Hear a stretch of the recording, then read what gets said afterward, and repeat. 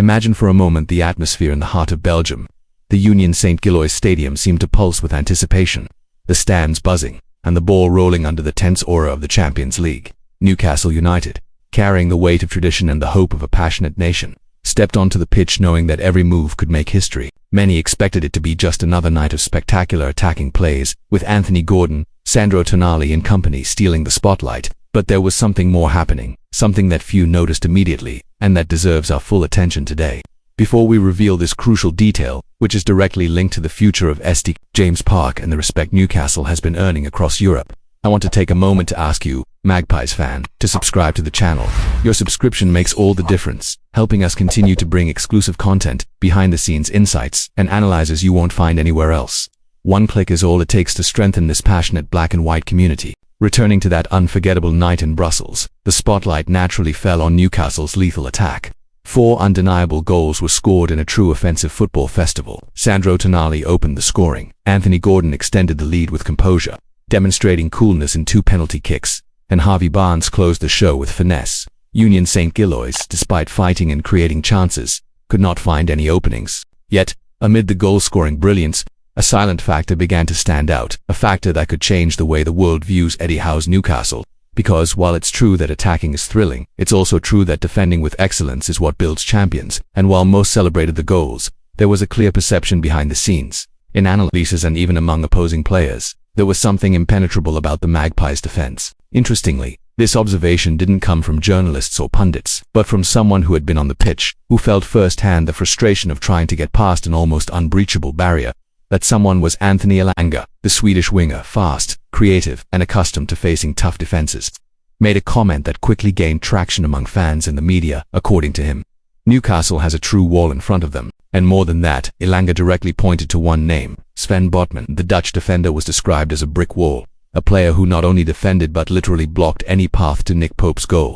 This revelation, made on social media and echoed by fellow professionals, added a new layer to the narrative of the 4-0 victory.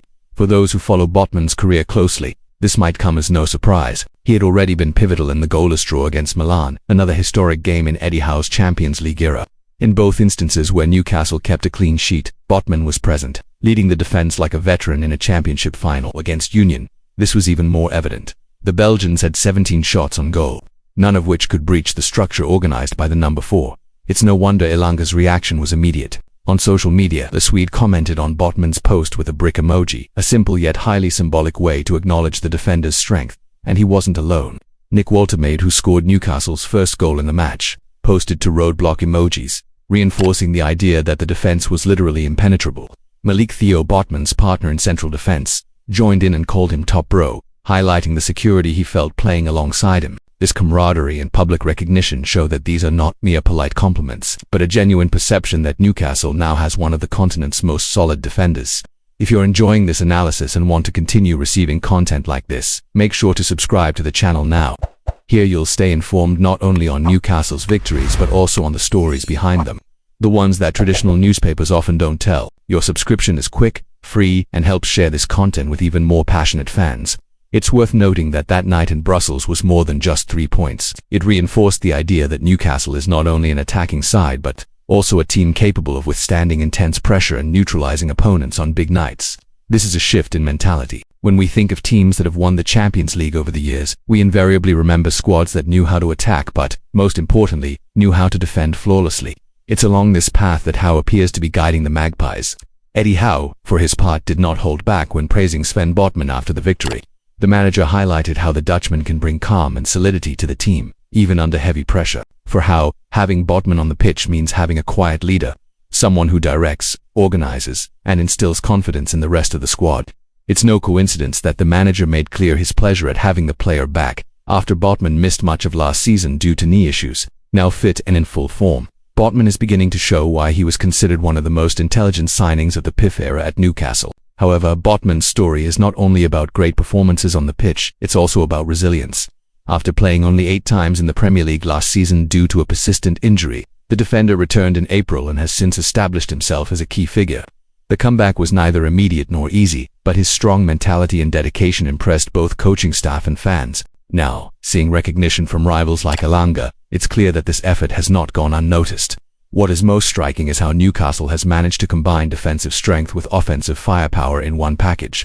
Teams that win 4-0 usually credit the attack, but here there is a rare balance. Gordon, Tonali and Barnes may have provided the spectacle, but Botman and his defensive line were responsible for ensuring the night was truly perfect. Without them, Union could have reignited the game at any moment. With them, the dream of a memorable Champions League campaign remains alive and strong. For those who follow this channel, the message is clear. We are witnessing the birth of a fortress, and if you haven't subscribed yet, do so now to ensure you don't miss the next analyses, the next chapters of this epic journey. Every Newcastle game has shown something new, something worth telling.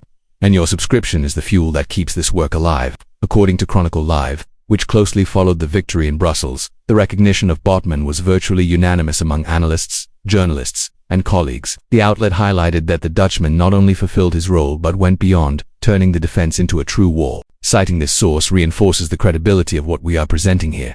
This is not just the opinion of passionate fans, but a consensus beginning to form across the European scene. If Newcastle truly consolidates this balance between attack and defense, the sky could be the limit.